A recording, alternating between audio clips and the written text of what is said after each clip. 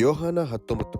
ಆಮೇಲೆ ಪಿಲಾತನು ಯೇಸುವನ್ನು ಕೊರಡೆಯಿಂದ ಹೊಡೆಸಿದನು ಮತ್ತು ಸಿಪಾಯಿಗಳು ಮುಳ್ಳು ಬಳ್ಳಿಯಿಂದ ಕಿರೀಟವನ್ನು ಹೆಣೆದು ಆತನ ತಲೆಯ ಮೇಲೆ ಇಟ್ಟು ಕೆಂಪು ಉಲ್ಲಿಯನ್ನು ಆತನಿಗೆ ಹೊದಿಸಿ ಆತನ ಬಳಿಗೆ ಬಂದು, ಯಹೂದ್ಯರ ಅರಸನೇ, ನಿನಗೆ ನಮಸ್ಕಾರ ಎಂದು ಹೇಳಿ ಆತನ ಕೆನ್ನೆಗೆ ಏಟು ಹಾಕಿದರು. ತರುವಾಯ ಪಿಲಾತನು ತಿರುಗಿ ಹೊರಗೆ ಬಂದು ಯಹೂದ್ಯರಿಗೆ, ನನಗೆ ಅವನಲ್ಲಿ ಯಾವ ಅಪರಾಧವೂ ಕಾಣಿಸಲಿಲ್ಲವೆಂಬುದು ನಿಮಗೆ ತಿಳಿಯುವಂತೆ ಅವನನ್ನು ನಿಮ್ಮ ಬಳಿಗೆ ಹೊರಗೆ ತರುತ್ತೇನೆ, ನೋಡಿರಿ ಎಂದು ಹೇಳಿದನು. ಆಗ ಯೇಸು ಆ ಮುಳ್ಳಿನ ಕಿರೀಟವನ್ನು ಕೆಂಪು ಒಲ್ಲಿಯನ್ನು ಧರಿಸಿದವನಾಗಿ ಹೊರಕ್ಕೆ ಬಂದನು. ಪಿಲಾತನು ಅವರಿಗೆ, ಇಗೋ ಈ ಮನುಷ್ಯನು ಅಂದನು. ಮಹಾಯಾಜಕರು ಓಲೆಕಾರರು ಆತನನ್ನು ಕಾಣುತ್ತಲೇ, ಶಿಲುಬೆಗೆ ಹಾಕಿಸು, ಶಿಲುಬೆಗೆ ಹಾಕಿಸು ಎಂದು ಕೂಗಿದರು.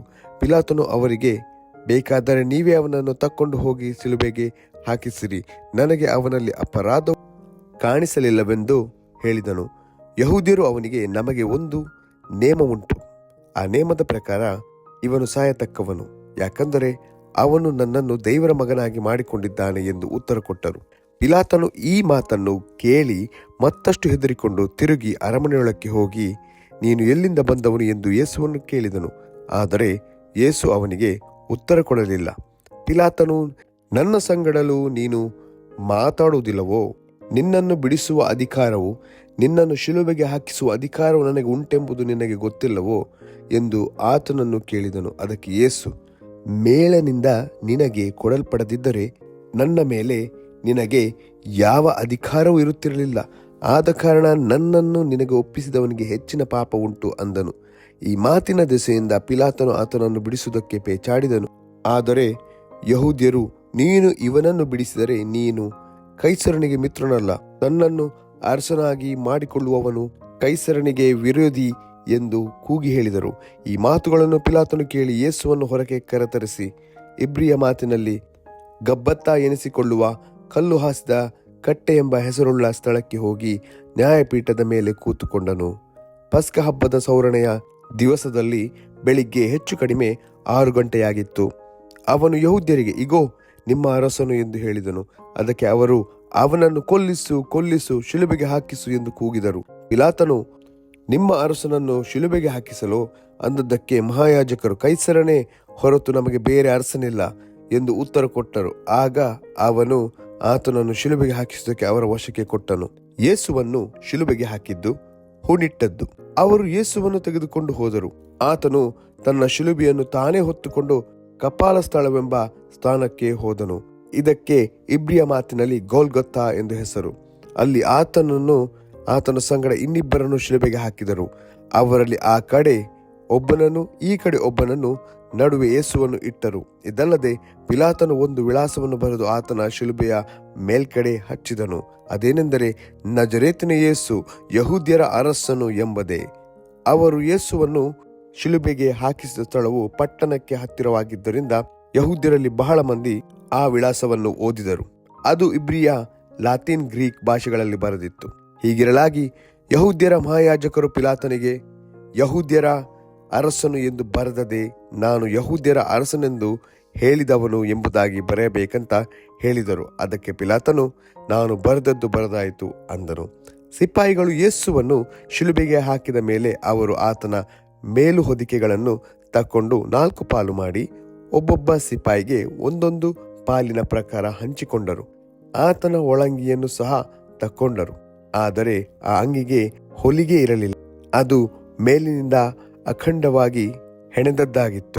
ಅದನ್ನು ನೋಡಿ ಅವರು, ನಾವು ಇದನ್ನು ಹರಿಯಬಾರದು, ಚೀಟು ಹಾಕಿ ಇದು ಯಾರಿಗೆ ಬರುವುದೋ ನೋಡೋಣ ಎಂದು ಮಾತಾಡಿಕೊಂಡರು. ಇದರಿಂದ ನನ್ನ ಬಟ್ಟೆಗಳನ್ನು ತಮ್ಮಲ್ಲಿ ಪಾಲು ಮಾಡಿಕೊಂಡರು, ತನ್ನ ಅಂಗಿಗಳಿಗೋಸ್ಕರ ಚೀಟು ಹಾಕಿದರು ಎಂಬ ಶಾಸ್ತ್ರದ ಮಾತು ನೆರವೇರಿತು. ಸಿಪಾಯಿಗಳು ಇದನ್ನೆಲ್ಲ ಮಾಡಿದರು. ಯೇಸುವಿನ ಶಿಲುಬೆಯ ಬಳಿಯಲ್ಲಿ ಆತನ ತಾಯಿಯೂ ಆತನ ತಾಯಿಯ ತಂಗಿಯೂ ಕ್ಲೋಪನ ಹೆಂಡತಿಯಾದ ಮರಿಯಳು, ಮಗ್ದಳದ ಮರಿಯಳು ನಿಂತಿದ್ದರು. ಯೇಸು ತನ್ನ ತಾಯಿಯನ್ನು ಹತ್ತಿರದಲ್ಲಿ ನಿಂತಿದ್ದ ತನ್ನ ಪ್ರೀತಿಯ ಶಿಷ್ಯನನ್ನು ನೋಡಿ ತಾಯಿಗೆ, ಅಮ್ಮ, ಇಗೋ ನಿನ್ನ ಮಗನು ಎಂದು ಹೇಳಿದನು. ತರುವಾಯ ಆ ಶಿಷ್ಯನಿಗೆ, ಇಗೋ ನಿನ್ನ ತಾಯಿ ಎಂದು ಹೇಳಿದನು. ಆ ಹೊತ್ತಿನಿಂದ ಆ ಶಿಷ್ಯನು ಆಕೆಯನ್ನು ತನ್ನ ಮನೆಯಲ್ಲಿಯೇ ಇರಿಸಿಕೊಂಡನು. ಇದಾದ ಮೇಲೆ ಯೇಸು, ಈಗ ಎಲ್ಲ ತೀರಿತೆಂದು ತಿಳಿದು ಶಾಸ್ತ್ರದ ಮಾತು ನೆರವೇರುವಂತೆ ನನಗೆ ನೀರಡಿಕೆ ಆಗಿದೆ ಅಂದನು.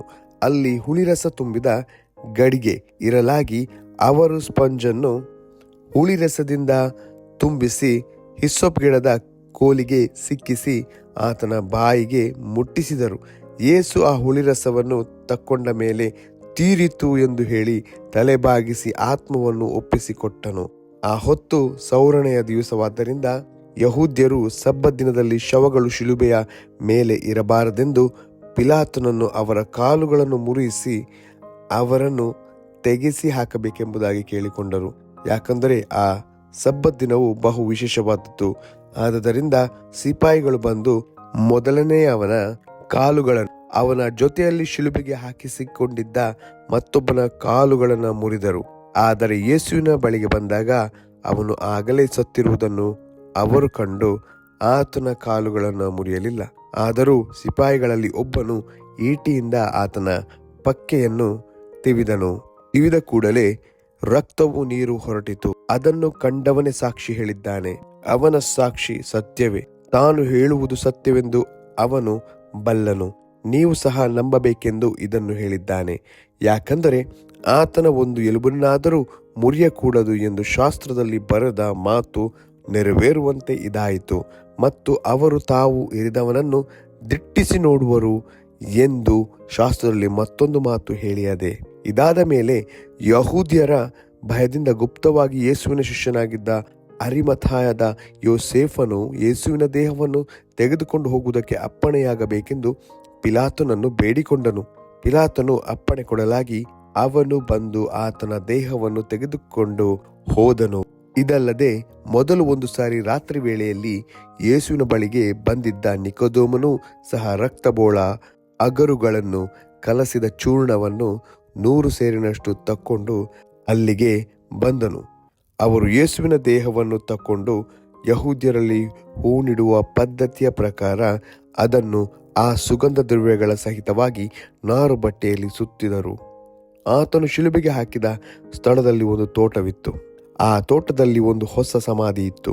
ಅದರಲ್ಲಿ ಅದುವರೆಗೆ ಯಾರನ್ನೂ ಇಟ್ಟಿದ್ದಿಲ್ಲ. ಆ ದಿನವು ಯಹೂದ್ಯರ ಸೌರಣೆಯ ದಿನವಾದ್ದರಿಂದ ಆ ಸಮಾಧಿ ಹತ್ತಿರವಿರುತ್ತದೆಂದು ಯೇಸುವನ್ನು ಅಲ್ಲೇ ಇಟ್ಟರು ಎಂಬುದೇ.